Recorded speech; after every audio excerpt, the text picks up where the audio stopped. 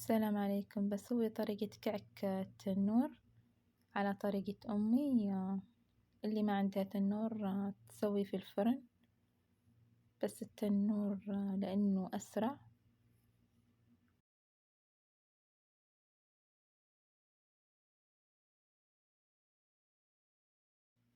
للطريقة بملعقة الأكل بحتاج شمر مطحون وفلفل أسود وكركم وقرفة وهيل ونص الملعقة مسمار ونص الملعقة حبة سودا وملعقتين ملح، ملعقة بيكنج بودر اختياري، وملعقة خميرة نفس الشي، والأساس إنه ما يحطون لا خميرة ولا بيكنج بودر.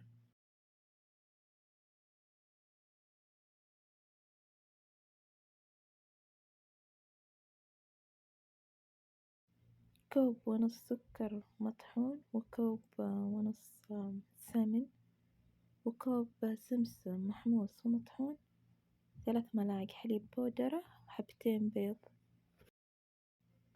الطحين بالزبدية حطيت 4 زبديات طحين بر و3 طحين أبيض، هو في الأساس يكون طحين بر. أحط جميع المكونات الجافة مع بعض،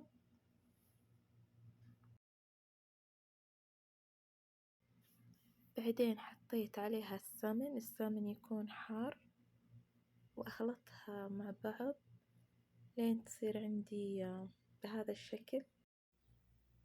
بعدين أحط البيض والموية أحطها بالتدريج وأعجن لين تتكون عندي عجينة متماسكة وتكون لينة. شكل العجينة بعد ما عجنتها أخليها ترتاح من 2 إلى 3 ساعات. أكور العجينة إلى كور صغيرة أو إني أخليها أكبر وأفردها وأقطعها على شكل دوائر. هنا أبدأ أفردها وبعدين أشكلها باليد.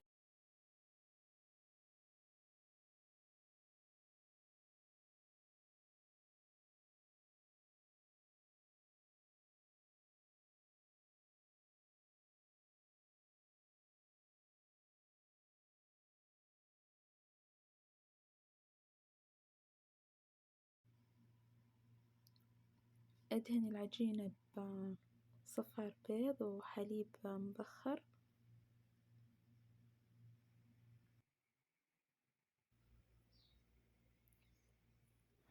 هنا خلاص صارت العجينة معنا جاهزة، وفي التنور يكون حار من قبل.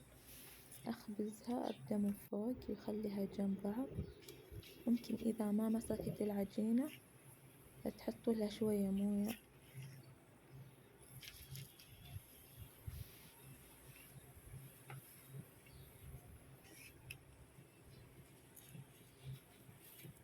هنا خلاص بعد ما خلصت أجيب فحم أولع عليه وأحطه في وسط التنور على قصدير، بعدين أحط عليه نص كوب سكر وأغطي عليه على طول عشان يحمر الكعك. أخليه لمدة 5 دقايق على نار مرة هادئة، بعدين أطلعه. هنا شعلت عليه النار من جوا عشان يعطيني اللون اللي أنا أبيه.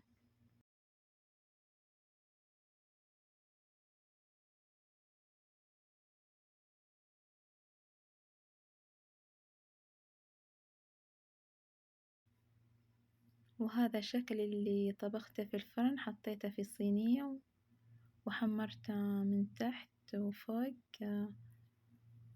بس إنه التنور يكون أسرع واللون يكون أفضل.